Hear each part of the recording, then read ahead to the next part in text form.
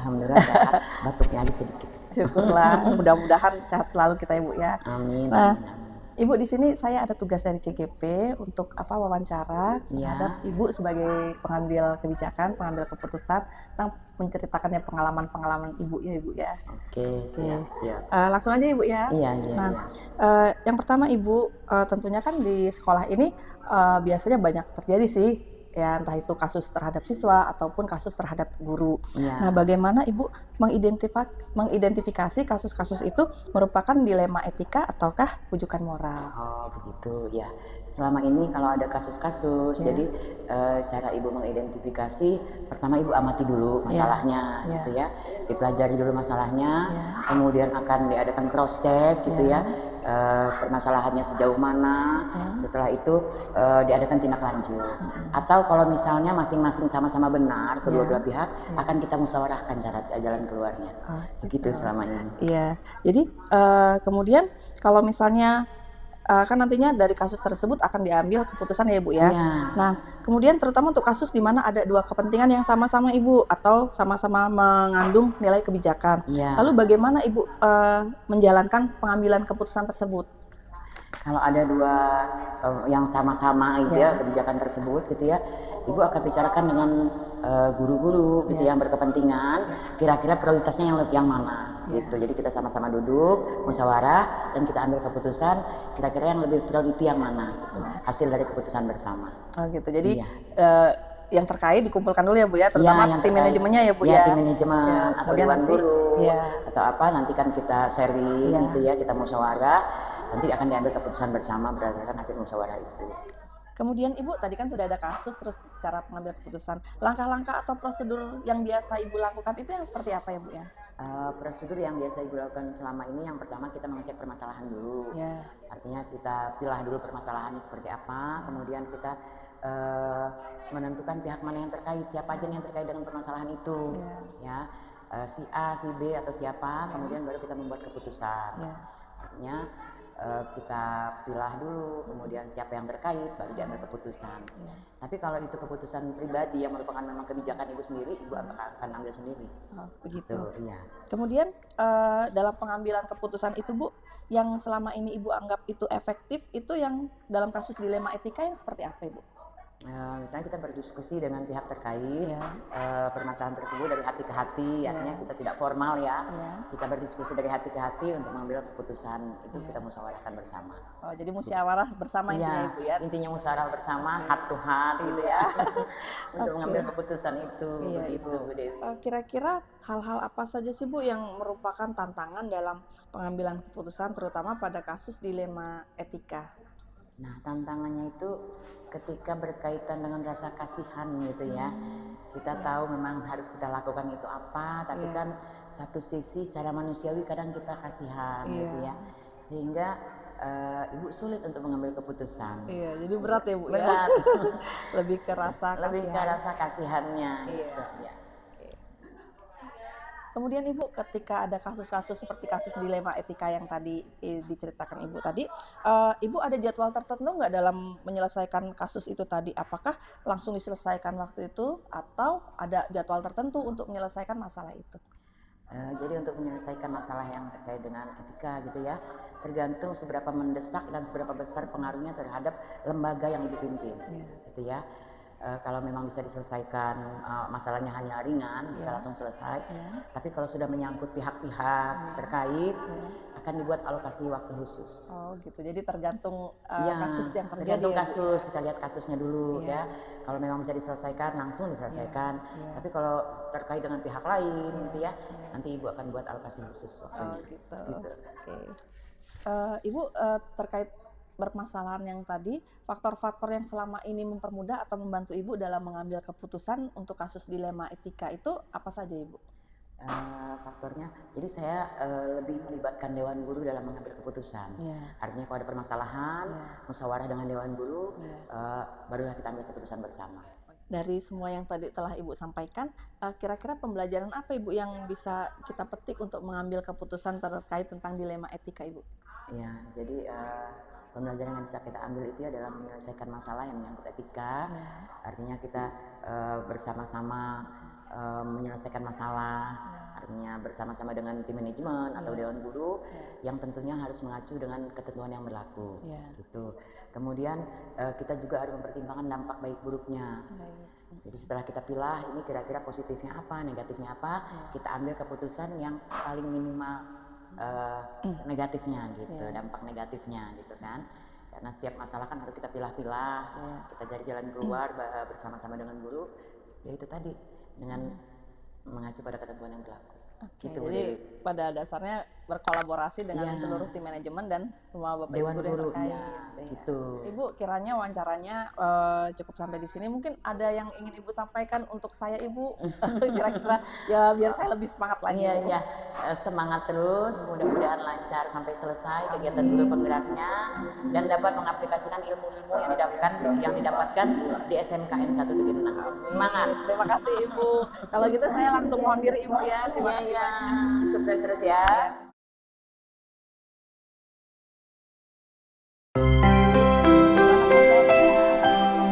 Syukurlah. Gimana Bu Dewi, perkembangan CGP-nya lancar? Lancar Ibu, puji Tuhan lancar semuanya. Jadi gini Ibu, kami dari CGP ada tugas untuk mewawancarai Ibu gitu. Jadi di sini saya akan mengajukan beberapa pertanyaan. Boleh Bu Dewi. Tentunya kan Ibu pengalamannya luar biasa ya Bu ya. Ya, pengalaman kemarin ikut rekognisi guru penggerak juga 2023. Oh, luar Alhamdulillah biasa. sangat baik. Jadi Bu Dewi pun harus sangat baik juga. Amin. Mudah-mudahan ya Bu ya, mohon doanya. Jadi langsung kita mulai aja Bu ya. Baik. Gini Bu, selama ini kan udah beberapa tahun di sini, kan tentunya banyak sekali sih kasus-kasus yang terjadi di sekolah, entah itu terhadap guru atau terhadap murid. Nah, bagaimana Ibu mengidentifikasi kasus-kasus yang ada di sekolah ini? Apakah itu termasuk dilema etika ataukah termasuk dilema atau bujukan moral?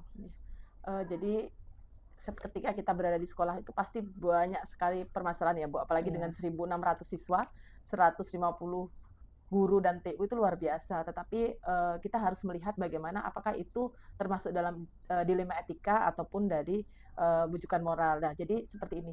Saya melihatnya dari identifikasi masalah dulu. Jadi saya lihat identifikasi masalahnya. Contohnya pada siswa kita yang memang mungkin kita di sekolah kan punya beberapa aturan ya Bu Dewi ya. Betul. Aturan yang memang pada saat siswa sebelum masuk itu sudah ada aturan-aturannya. Dan kita lihat dulu, oh ini seperti apa? Seandainya dari identifikasi masalah tersebut saya lihat, oh ini adalah suatu kebenaran, ini adalah suatu aturan, maka saya harus bersikap tegas untuk menggunakan dilema etika tersebut, Bu Dewi. Tapi memang kita lihat dulu, seandainya memang masih bisa kita bantu, berarti kita bantu. Walaupun mungkin di situ ada aturan yang kita ini sudah aturan, tapi kok ada nggak kita ikuti, tapi karena kita kepedulian. Tapi yang tidak maksimal, tapi ketika luar biasa ya kita harus tegas dengan dilema etika yang ada, seperti itu. Oke, jadi harus tegas ya Bu ya, Bu, intinya. Iya. Jadi Kalau kita pengen, kita harus konsisten Bu Dewi dan punya komitmen. Jika kita ingin dipercaya, sekolah ini kan dipercaya oleh masyarakat. Betul. Berarti komitmen dan konsisten itu harus kita jaga, seperti itu Bu Dewi. Oke, luar biasa ya Bu ya. Lalu selama ini bagaimana Ibu dalam menjalankan pengambilan keputusan di sekolah, terutama untuk kasus-kasus di mana ada dua kepentingan yang semuanya itu sama-sama benarnya, itu bagaimana? Iya. Mungkin hampir sama. Pertama, kita harus dulu identifikasi masalah tersebut. Kita identifikasi masalah, kemudian kita juga karena kita kan antara benar dan salah itu kan sedikit ini ya Bu Dewi, ada perbedaan hanya sedikit, beda tipis. Nah, setelah itu saya pastinya menggunakan 9 langkah dalam pengambilan keputusan yang saya ambil, dan saya tidak sendirian Bu Dewi. Saya ada tim yang memang membantu saya dalam pengambilan keputusan tersebut. Jadi ada 9 langkah yang harus kita laksanakan dalam pengambilan keputusan agar keputusan kita itu tidak salah gitu. Apakah itu memang benar-benar sudah sesuai ataukah belum gitu Bu Dewi. Oke, luar biasa ya Ibu ya. Jadi tadi kan Ibu sebutkan 9 langkah ya Bu ya. Jadi setiap ini ada timnya juga. Nah, kalau boleh tahu nih Bu, Ibu timnya itu siapa Bu untuk dalam rangka untuk pengambilan keputusan? Iya. Jadi tim saya ketika saya mau mengambil sebuah keputusan itu pastinya ada tim manajemen. Tim manajemen itu terdiri dari wakil kepala sekolah, 5 bidang, kemudian kepala program. Karena kepala program itu adalah kepala sekolah jurusan tersebut. Kemudian ada wali kelas dan juga ada guru BK. Dan saya tidak pernah tidak libatkan komite dalam hal ini, Bu Dewi.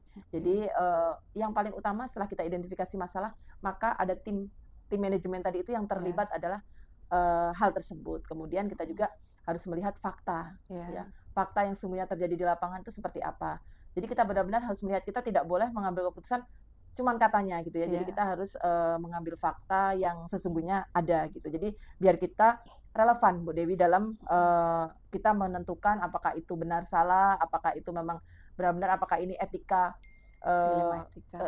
yang memang, apakah ini moral, apakah Iya. ini dilema etika yang Iya. terjadi. Tapi memang kalau itu memang terjadi, kita lihat dari 9 langkah itu kita sudah jalankan dan itu dilema etika, itulah memang yang terjadi. Seperti itu Bu Dewi. Baik, jadi tadi kan udah dibentuk tim ya Bu ya, Ibu mengambil keputusan bersama tim.